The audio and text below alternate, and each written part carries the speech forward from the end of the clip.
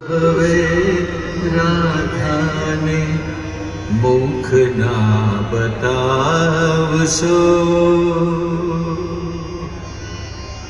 ગાયોનું ધણ લઈને ગોવર્ધન જા ભરે, ગાયોનું ધણ લઈને ગોવર્ધન જા હવે યમુનાને કાંઠડે નયાવશો, પણ હવે રાધાને મુખ ના બતાવશો, ગોકુળમાં કોક વાર આવો તો શામ હવે રાધાને મુખ ના